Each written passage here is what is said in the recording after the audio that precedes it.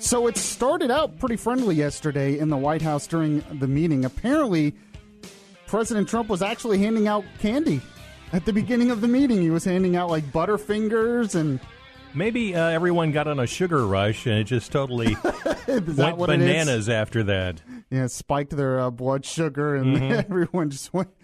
but actually, it seemed to start out nice. He tried to sweeten the deal with the candy. Yeah, nice. Get it? Yeah, but, sure. But it didn't really turn out that way, and it turned out that President Trump walked out of the meeting.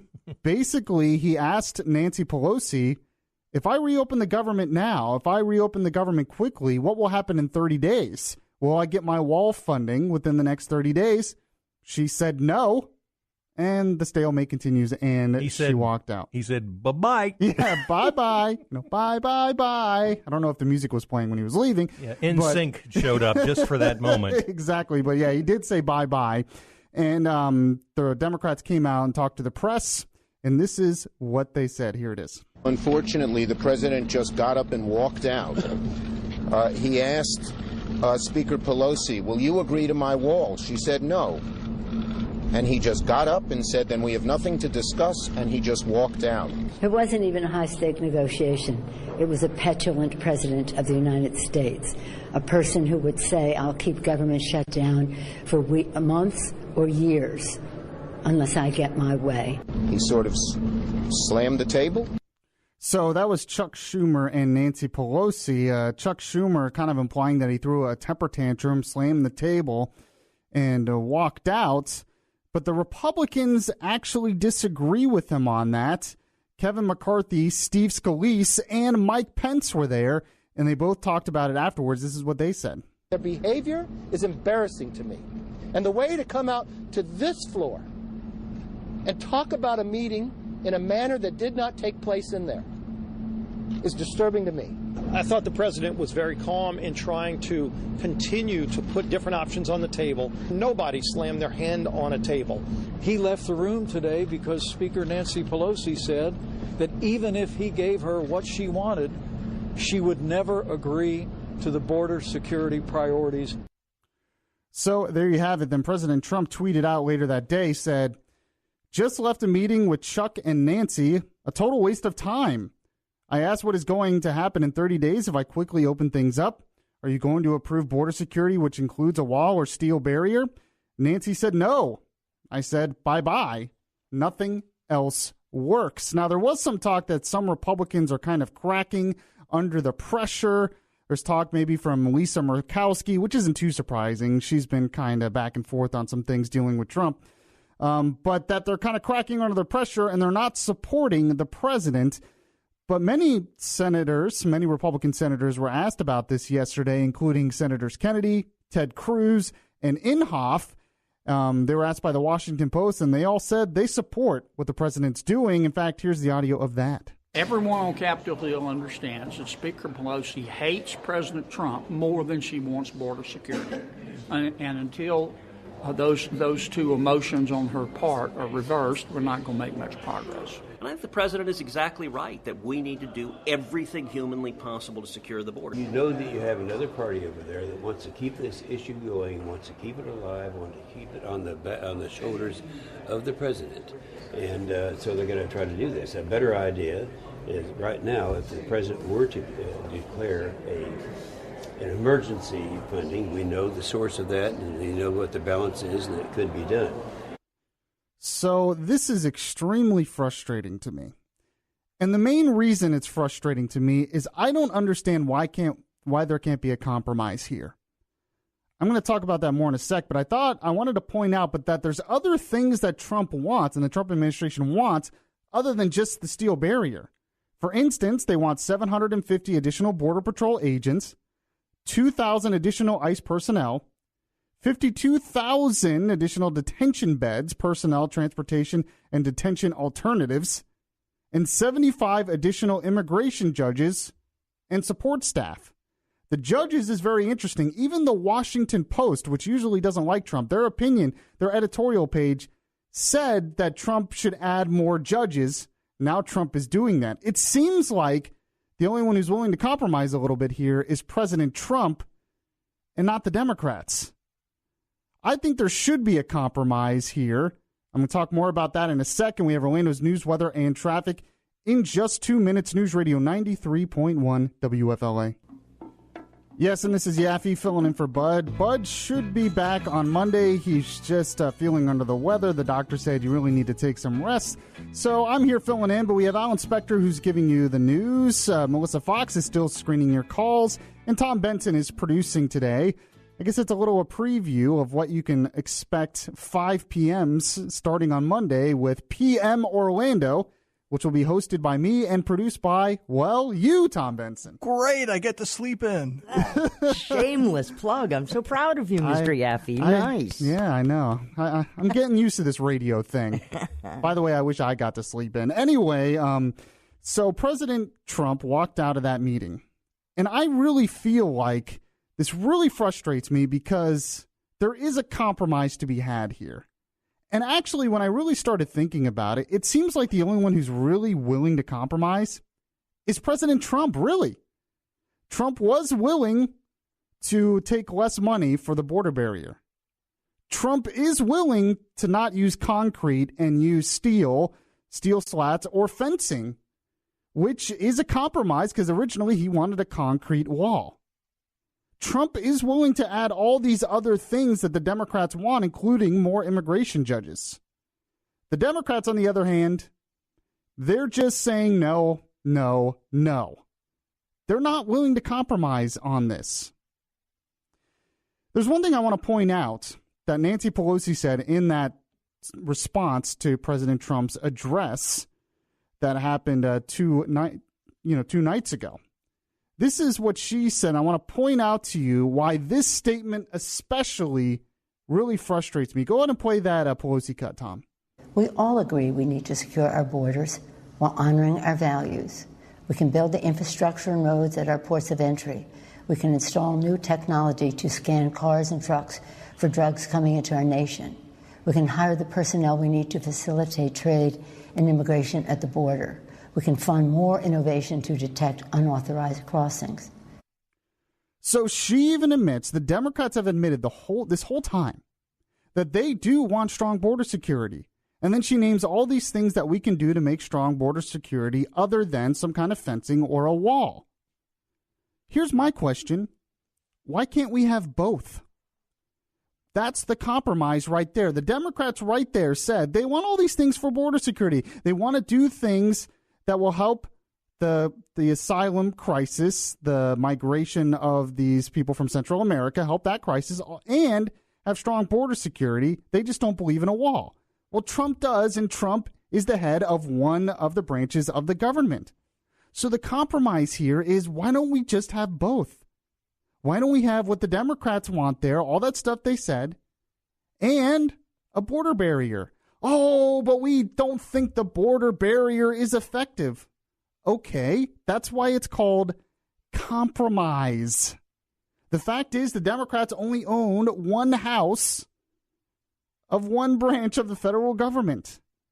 If they want the government to open, Trump has one demand. You can get all that other stuff you want.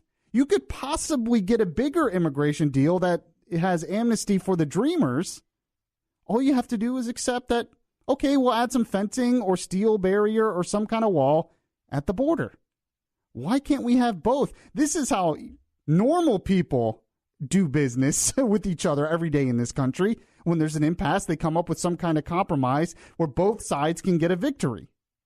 But it seems that the Democrats are so determined not to give Trump this one victory that they're going to give up all this other stuff, and it's all about getting a political win. By the way, I wanted to point out some stats that I found on why a wall or some kind of fencing actually works. For instance, 46 miles of reinforced fencing along the San Diego sector of the border was built not too long ago. Before construction began in 1986, there were 629,656 arrests. In 2016, there were only 31,891 arrests. A huge difference because of border barriers and fencing there. Also, We have a crisis going on right now. Border Patrol agents apprehended 27,518 members of family units in December, the highest monthly total on record, and that figure has steadily been climbing for 5 months. Even the Washington Post is admitting there is a problem at the border. There are things the Democrats want. There's things Trump wants. Why can't we just have both? Open the government and call it a day. That's how it should work, but that's too much common sense, I think, for Congress and government in this country. Yes, this is Yaffee filling in for Bud. Don't worry, Bud should be back on Monday. He's just a little bit under the weather. The doctor said you need to rest for a couple of days. So I'm here filling in, but we still have Alan Spector here and Melissa Fox here, and Tom Benson, of course, is producing. Just want to read this text real quick about what Trump did yesterday. Just shows, it's like one of those tell us how you really feel texts. It says, of course, Trump was right to walk out. There's no point in wasting anyone's time and taxpayer money trying to reach a deal with childishly intransigent, power-hungry, treasonous, anti-American, deviant con men like the congressional Democrats. So, like I said, tell us how you really feel. Ouch. Yeah, exactly right. Say that 10 times fast, by the way. Let's go to Matt in Claremont. Matt, what do you think about what Trump did yesterday? Well, I think it's a good thing because, for one thing, Trump doesn't really need the Democrats to build the wall. And he doesn't really need the Democrats to spend money because he can use the 14th Amendment to raise the debt ceiling. And even Nancy Pelosi said that. Wouldn't that be fun? To raise the debt? Well, money still has to be appropriated through Congress, even if he raises the debt ceiling. They've already got a bill. They're running on it. It gives them the ability to spend and have a line item veto. The president de facto line item veto with the 14th Amendment. Why do you need the House? Okay. I'm not sure how much legally that could work. You need the House because the House is where money is appropriated. I get a little nervous when anyone says, well, why do we need Congress? Let's give the president all of the power. Yay, a king. Yeah, there was kind of a whole reason why we have these three branches of government, as I recall. Yeah. There was some logical basis for this. So, and this brings me to the next point. Bud has said recently that he believes Trump should declare a national emergency to fund for the wall, and says that what Trump can do is there's a pot of money in the Defense Department that he could get to in a case of national emergency. Well, I've been looking at some legal analysis on this, and I don't think Trump really has that authority, and I don't think it's the right thing to do in the big scheme of things. The main reason Trump doesn't have that authority, well, I think this is why Trump hasn't done this yet, by the way, because I think his legal counsel is like, no, this is not going to work. And plus, even if you do it, it's going to be tied up in the courts, and you're still not going to get your wall. You might get the quick win, but you're not going to get your wall. But he doesn't have the authority, and this was actually settled during the Korean War. So during the Korean War, President Truman tried to basically take over the steel industry, the national steel mills, because he wanted to avoid a strike by the United Steelworkers of America. This was during a time of actual war, the Korean War. The Supreme Court said, no, you can't do that. That is up to Congress to do. A president can't just unilaterally do that. That was in a time of war. We're not in a time of war right now. So it's hard to believe that the president could do this for a wall and say it's a national emergency when Truman tried to do it in an actual war, which would have been kind of an emergency, and the Supreme Court said no. Also, isn't this possibly setting a dangerous precedent where a president could use this, willy-nilly just for whatever he wanted? This National Emergency Act was signed in the 1970s by President Gerald Ford, and I believe it's been used only 3 or 4 times since then. For instance, after 9/11. Actually, it has been used more than you would think. Really? But it's for, little things, like stuff against Iran, like Iran sanctions and stuff like that. Well, it depends how you think about it, because a lot of the national emergency things that have been used are not us spending money. It's sort of like things put in place, like sanctions, for instance, where we can't do something. This would be a little different, like you said, where it would actually be the president spending money that was not authorized by Congress. So it's a little bit different. I think you're right about that. It's only been used a couple of times. I think the last time, wasn't it during the swine flu epidemic in 2009? Yes. So it was, and it was also, I think, it had to do with the CDC and trying to defend against swine flu and other types of flu. I think you're right, though, about this setting a bad precedent in the big picture of things. I'm a guy who believes in limited government. I support Trump. I support the wall. But I'm first and foremost a believer in the Constitution and limited government as a conservative. I'm going to get into the big picture of why this would set a bad precedent in a sec, but I wanted to go over some of the more legalistic stuff. According to the statutes that are in place for him to be able to spend money in a national emergency, there are some limitations to it. For instance, he would have to show that the emergency requires the use of the military, which this does not. And it also says the language indicates the funds can only be used to support the use of armed forces. So, for instance, if we are invaded by a foreign enemy and the army has to fight back, the president could use money to support, building bases or something like that for the military. Building a wall is not supporting the armed forces in that way. So legally, I don't think he's on firm ground here, and I don't think this is possible. But in terms of setting a precedent, I want to talk more about that because I think you're exactly right. And we'll take your calls and texts as well. 407-916-5400. Text to 23680 or standard message and data rates apply. It's 6:50 here on Good Morning Orlando. So I think the Washington Examiner put it best. The conservative website, Washington Examiner, their editorial board talked about Trump using an emergency plan to build a wall. This is what they said. It said even if, sorry, my computer is being slow. It says, even if this ad hoc solution is possibly legal, it's a terrible way to govern and just another sign that Congress has relinquished far too much of its rightful authority to oversee the executive branch. I think Alan Spector was actually onto something when he talked about why we really shouldn't do a national emergency. I understand why this audience, why Bud, why many people want Trump to do it. They support Trump. They support the president. They support a border wall, and they want to get it done. And they're frustrated that it can't get done because the Democrats are blocking it.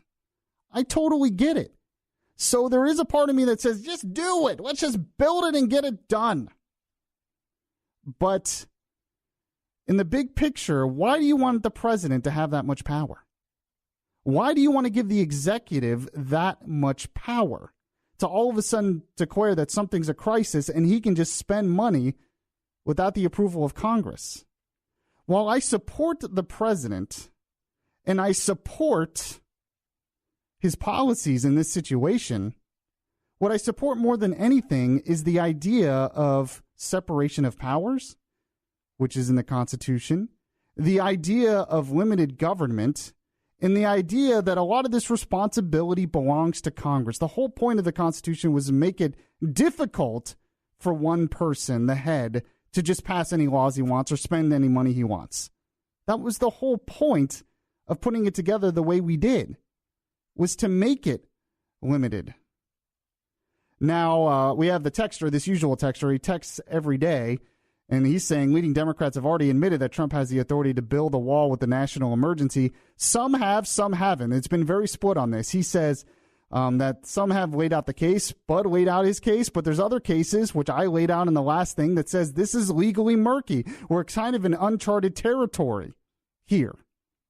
That some agree, some disagree. But this person really wants Trump to do it because he supports Trump doing it. A lot of people really want Trump to do it, not because of the legal arguments, not because of the big picture of divided government or being a limited government conservative. They just want the wall built, and they don't really care how it's done as long as it gets done because they support the president. But that sets a precedent that gives the president too much power. I hate to tell you, but we're not going to always have a Republican president in power. Eventually, a Democrat's going to win the presidency again. Eventually, Democrats are going to win Congress again. Or maybe eventually we'll have a Republican Congress and a Democratic president again. Do we want to set the precedent that the president can just go around Congress and spend money that he has not been authorized to spend just because we support our current guy? I'm not here just to support one person. I'm here to support principles of limited government and constitutional conservatism. And I don't think a lot of people should do it. Let's take a call here real quick. Let's go to Joe in Orlando. Joe, what do you think about this? Hey, yeah, I think there's two ways to stop illegal immigration that actually spend less money and don't have to spend any money on a wall. The first thing is make it impossible for illegal aliens to get any benefits. No welfare food, no welfare school, no welfare housing. And then the other thing, to keep the criminal elements out, any illegal alien that's found dead, there's no investigation. What? There's no investigation? You just say, oh, he's dead and leave it alone? Yeah, he shouldn't have been here to begin with. No investigation. I find that hard to chew. I guess I just don't think that would ever happen. I understand what you're saying, but Joe does bring up a good point. This all can't be solved by a wall. I believe a border barrier will help, but we need other things as well. We need E-Verify. We need to get rid of sanctuary cities, and we need to make it so they can't get jobs here, and they'll self-deport anyway. And we also need to help Central America because they have a very big problem down there, and that's the root of a lot of this, and help them as well. And we need Mexico to help us, which Mexico actually is, because Mexico announced yesterday that they're going to secure their border with Central America. That was announced this week. So they're securing their border, and they have no problem doing that. So there's other solutions that need to be done. So one of the big topics of the past year, really, nationwide, and it's really become a crisis, a really big problem in this country, is the opioid epidemic. Too many people in this country are dying from drug overdoses. And it seems like the problem has just been getting worse and worse. And we're seeing it in our own backyard, and you have some figures on that. Yeah, we're seeing it especially in the city of Ocala. Just look at some of the numbers here. There were 182 overdoses last year in Ocala. That's 3 a week, about 3 a week. And 28 of those people died in 2018. Wow. Now, that's up from 16 who died in 2017, so it's getting worse. And we're talking Ocala here, which is not a big city. Right. It's not a very big city. It's right in our own backyard, just south of here. And they are having a big problem dealing with this. And there's a lot of... I think it's north of here. Oh, is it north of here? Yeah. It's like northwest. Northwest? I'm sorry. Northwest of headed here. Toward Gainesville. Gotcha. I was mixing... Oh, I was thinking of Ocoee. Ocoee is south of here, right? Yeah. No. I mixed up. Yeah. No. I mixed... No? Ocoee's west and southwest. Southwest. Yeah. Okay, so I mixed those up. They both start with an O. What are we, geography majors here? Apparently not. And I'm the worst with geography. So, when you said south, I'm like, no, that can't be right. Yeah, no, I mixed those up. But, yeah, north of here, it's, not a very big town, like you said, and they're trying to combat this problem. Now, they started something last year that they think is going to help. It's an amnesty program.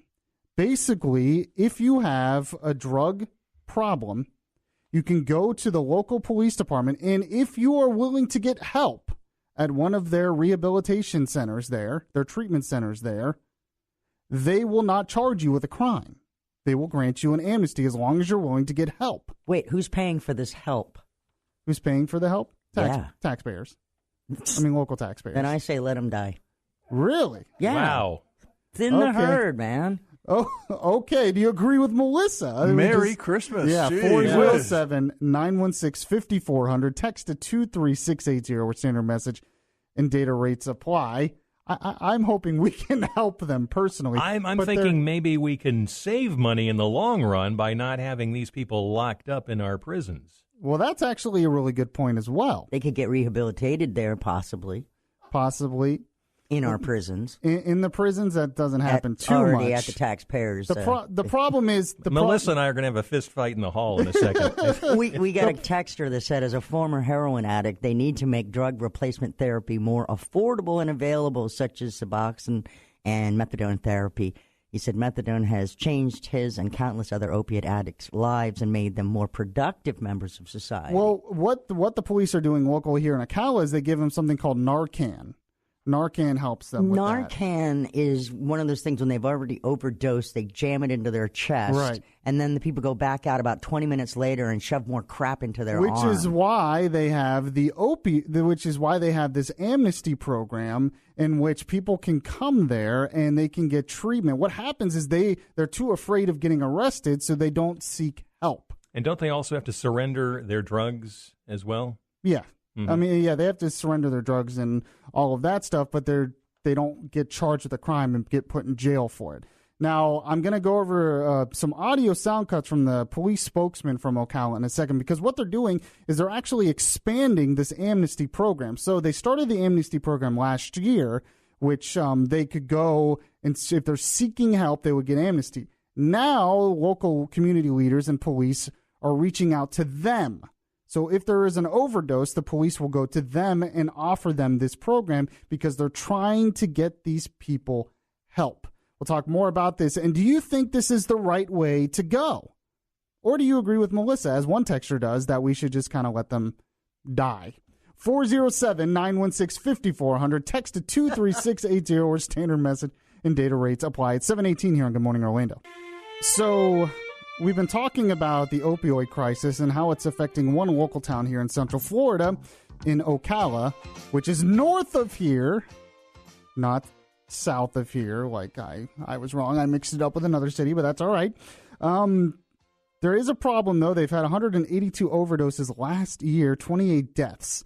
So they've started an amnesty program where people who want to seek help and are willing to go through the detox program will get amnesty and won't be charged with the crime. Now, the local spokesperson for Ocala Police, Megan Shea, she talked about this, and she says this opioid problem, it's not just one drug, it's many drugs. This is not just people shooting up. We have people who are dying from methamphetamines, from cocaine, that are being cut with lethal substances. So they get these drugs, which are already harmful themselves, but they're being cut with lethal substances, and they become deadly.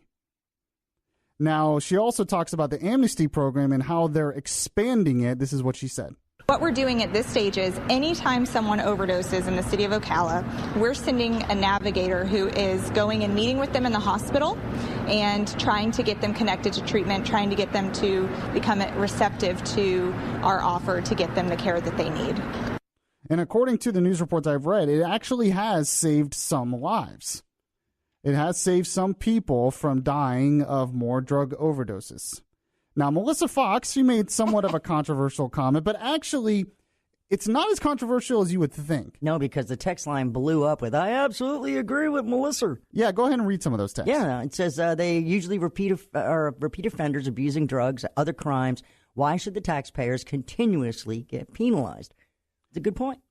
Another one says, I agree with Melissa. When it comes to drug abuse, people are responsible for their own actions. So whatever the consequences, let it be. So there are actually many libertarians out there. There's more of a libertarian mindset that believe we should first legalize all the drugs. Oh, no. And you don't believe that. Oh, no. So, but there are some libertarians that first we should legalize it. And then if we do, they're responsible for themselves. And we just don't mess with it. There's actually a lot of people who believe that. Listen, I'm not going to cry a river because someone who bought drugs on the illegal market and they were laced with something that killed them. Oh, wow. Natural selection, Darwinism, whatever you want to call it. But we all make mistakes, right? Well, it's not even so much helping them that you have a problem with. It's that the taxpayers are footing the bill for it. That's the most of it. And the other thing is like methadone, they never get off that. They never get off it. They just go and they get their legal high for years and years, and we're paying for that through government programs, through taxpayer programs. And most of the time, it doesn't make that much of a difference.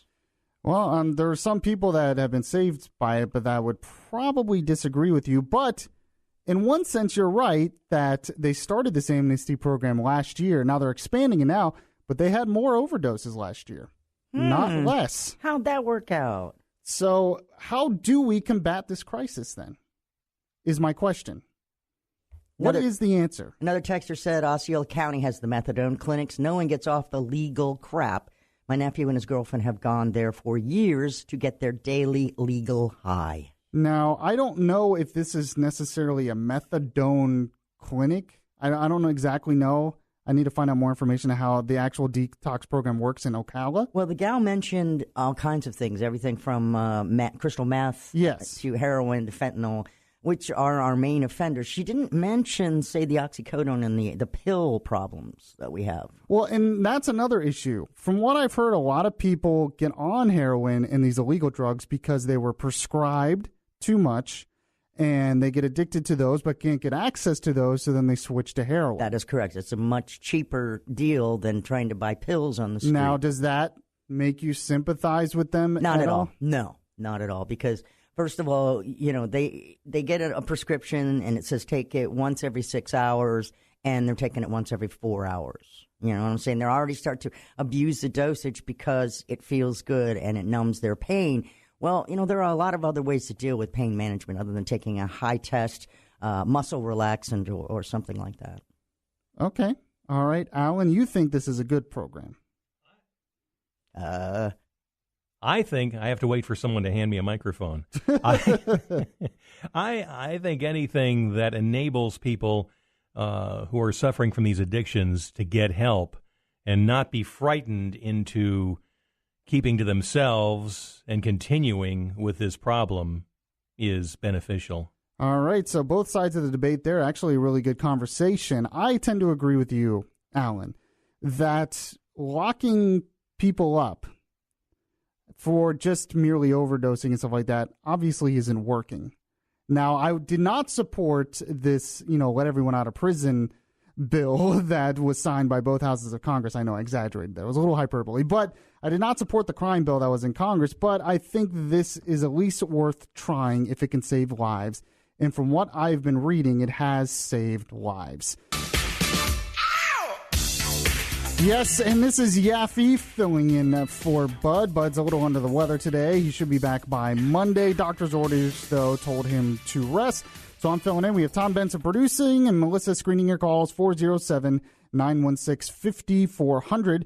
By the way, if you want to follow me on Twitter, you can follow me on Twitter at BeyondReasonR, and follow WFLA on Facebook at WFLA Orlando. Like us on Facebook there. So I found this piece at pjmedia.com that really grabbed my attention.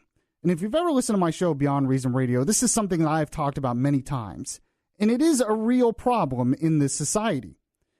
It's by a guy, the piece is by John Hawkins, and this is the title of the piece. The Fame Trap, How the Pursuit of Fame is Warping American Society. And I saw this and I said, I have to agree with this 100%.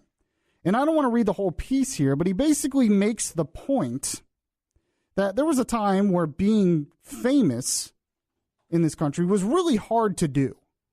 You'd have to get on radio or television.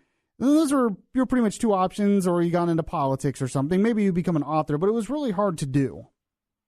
But in today's society, we have the internet, we have Twitter, we have Facebook, and all the different kinds of things you can do on social media and cable TV, just a lot more ways to get attention.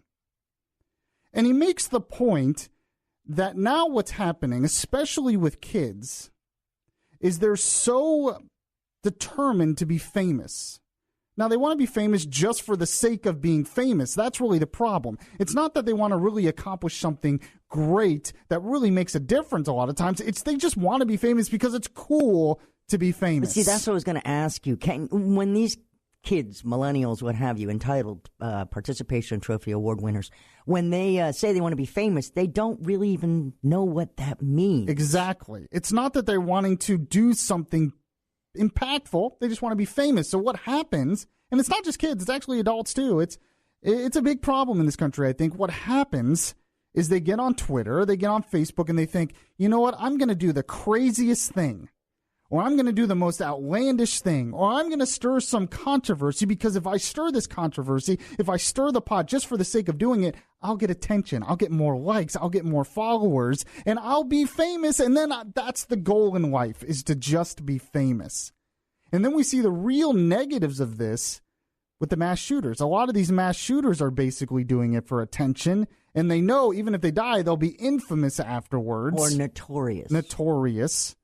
And so they do horrific things. Now, a lot of times, people, when they want to be famous, aren't doing horrific things. They're just doing crazy and stupid things. But sometimes it's dangerous things. And I think you could have a lot of problems in our society from this. You got me right back where I was with the opioid thing, culling, thinning of the herd. They do dangerous things to get a selfie. They fall off a building and die. Oh, too bad. Man, she is just really wanting to thin the herd today. But, yeah. but it's interesting. And I wanted to read the last part of this piece because I thought it really made a good point. It says, why does all of this matter? Because the American dream used to be having a spouse, couple of kids, a house with a white picket fence. Not only is that kind of dream more attainable and more solid than pursuing fame, it creates a better kind of person. You want to be famous or at least internet famous, be willing to trash anyone, do anything for attention, and be more outrageous than everyone around you. You want the old American dream, you better be responsible, stable, and have good character to set an example for your kids. So what are too many of us are becoming in order to get followed on social media, to get likes, to get news stories written about us, to get a GoFundMe, to get people to look at and react to us? Is this making our society better or worse? Is it making us better or worse as human beings? Whether it's God, family, and country, or fame, likes and follows, whether we value most shapes, what we value most shapes our character, and what we believe incentivizes what we do. In an age where most people seem to put higher value on fame and validation than character, this should worry us.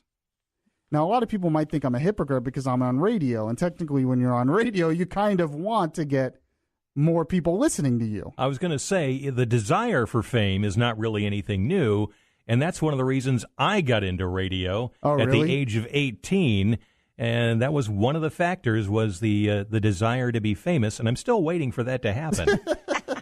But you never know. One of these days, somebody's going to know who I am. Oh, cut it out. But the difference is these days we have so many different avenues where you can make that happen, and it's almost too easy. Yeah, and you have to do something crazy to do it.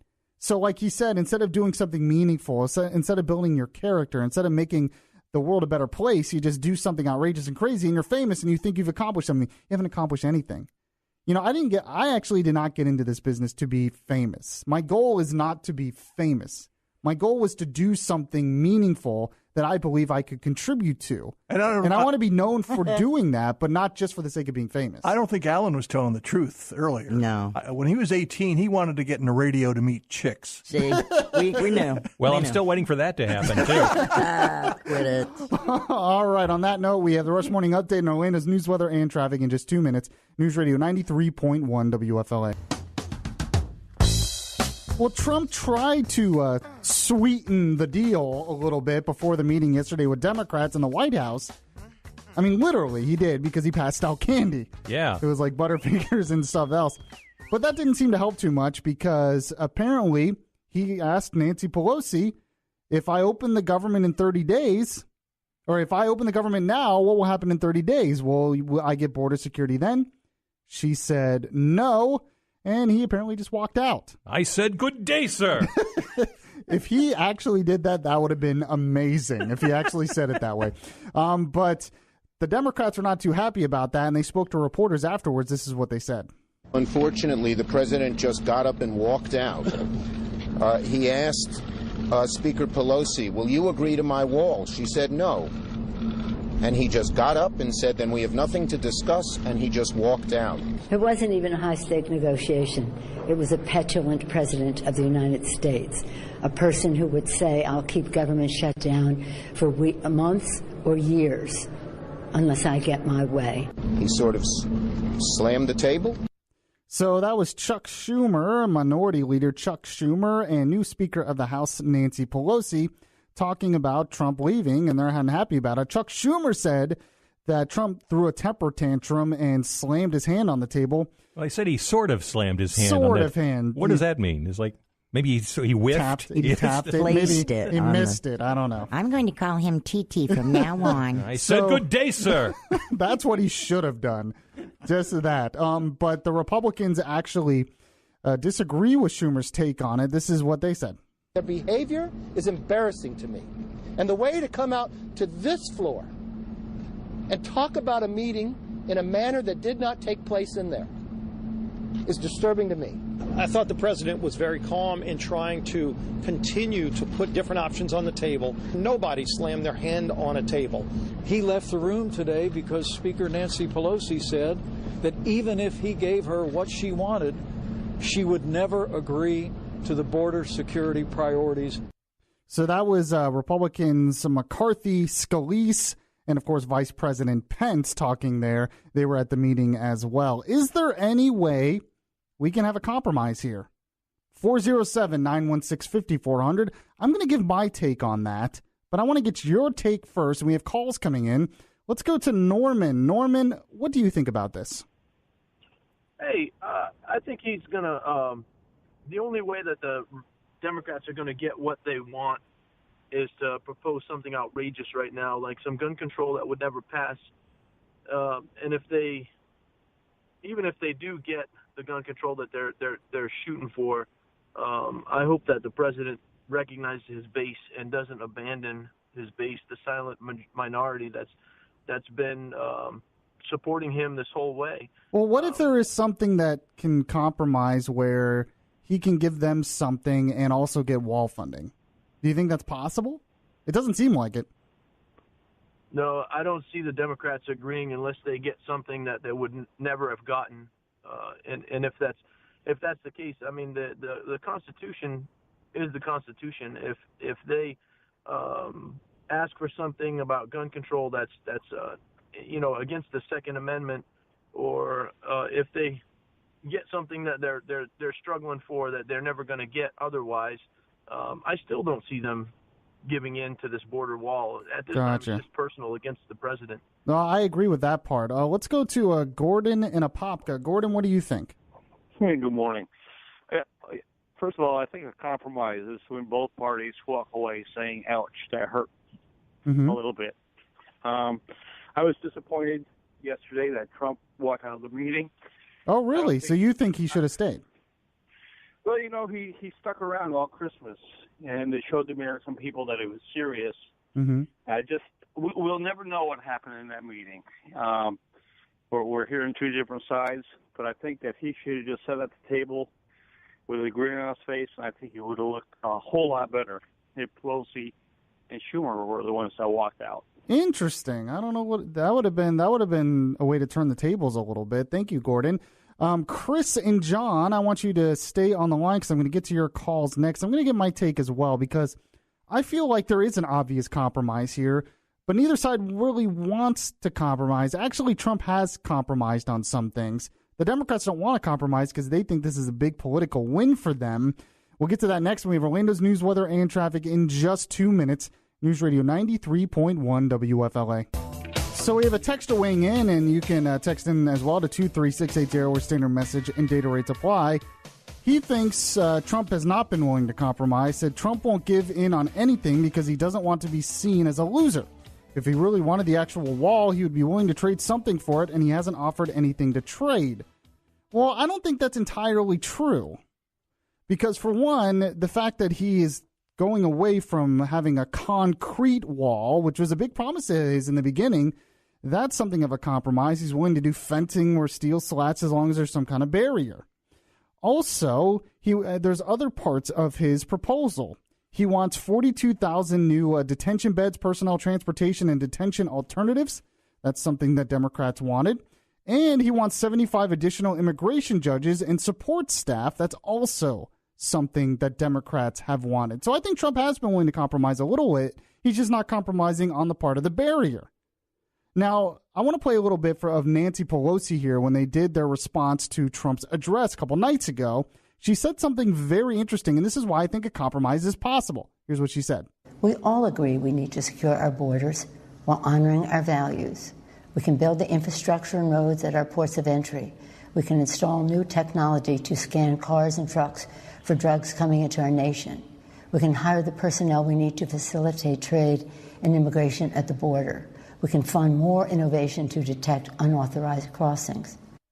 So right there, they agree with Trump on one thing, that we do need strong border security. They just believe a wall is ineffective. Okay, fine. Keep believing that.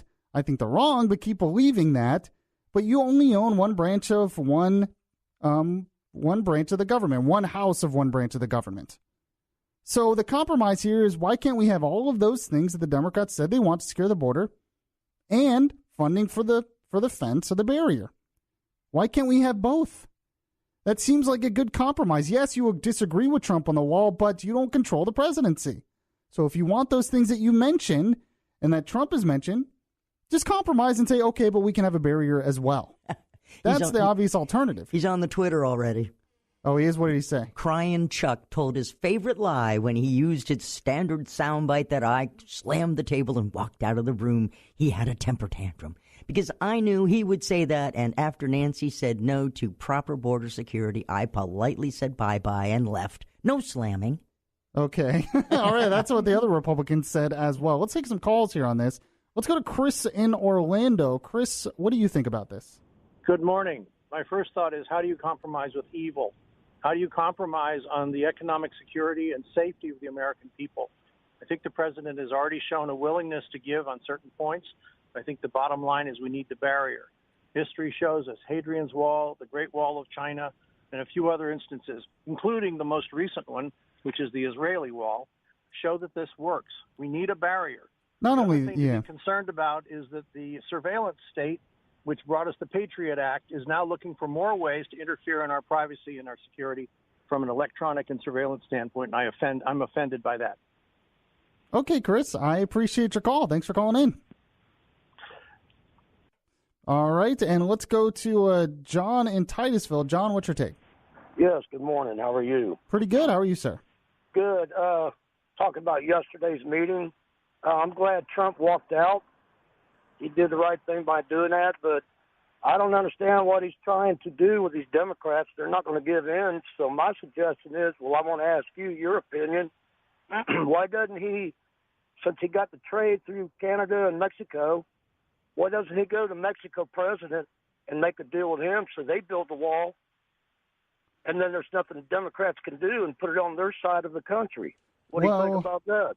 That's actually an interesting point. Because, yeah, they couldn't pay for a wall on our side, but they built a wall on their side. I guess there isn't anything we could do. They obviously are not interested in doing that. But I have an interesting story here that's kind of related to that. Mexico right now is putting in steps to regulate and secure their border with Central America. They're actually adding more troops down there to secure, federal agents down there along that border, to secure that border, to prevent a lot of these refugees from getting in their country. So that's almost kind of what you said.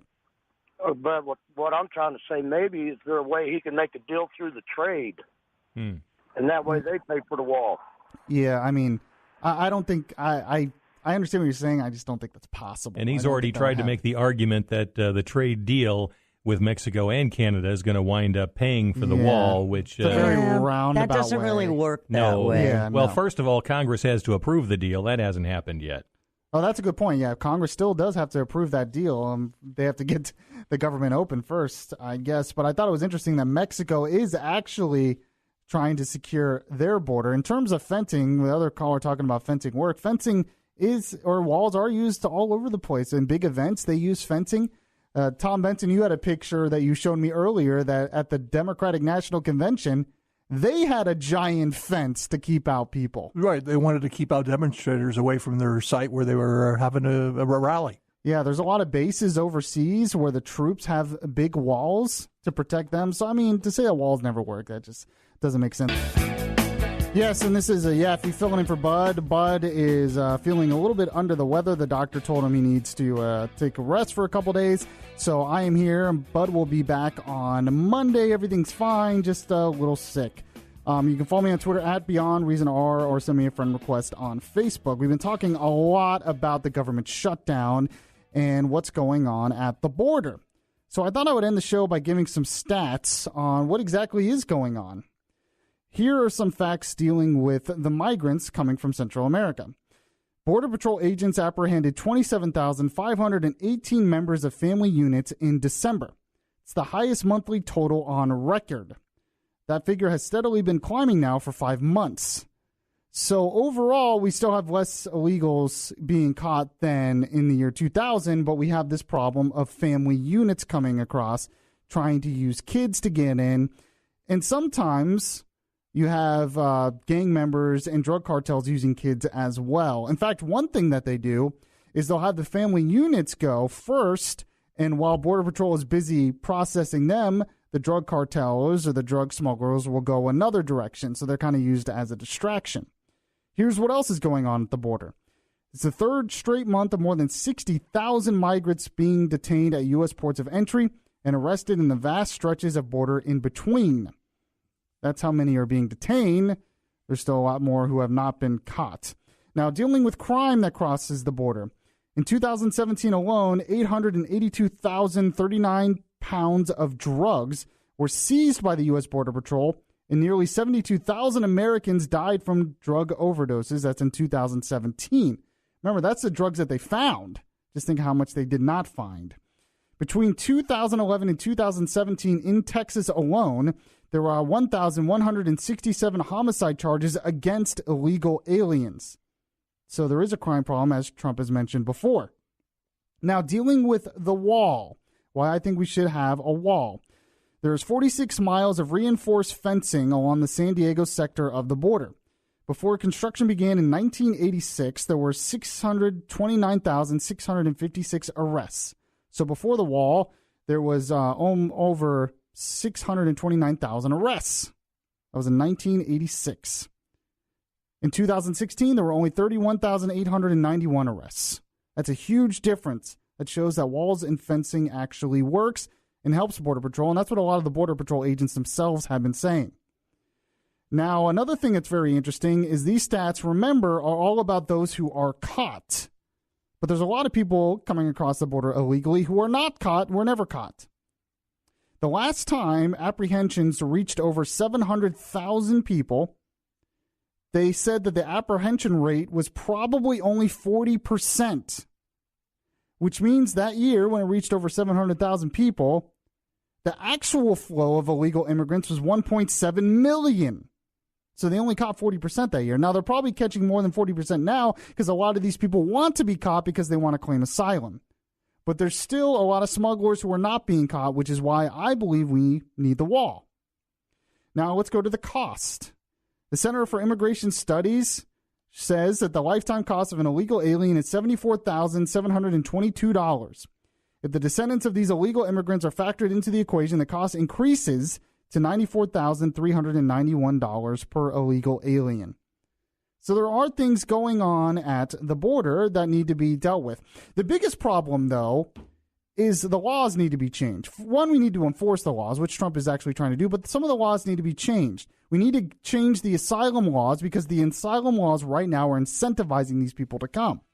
I believe we also need a barrier, but we also need to secure the ports of entry more to stop the drugs from flowing in and other things as well, because most of the drugs, they say, are coming in through ports of entry.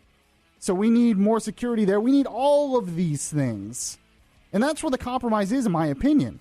If Democrats and Republicans can disagree, we need all of these things, then we could sign the bill, open up the government, and get it done.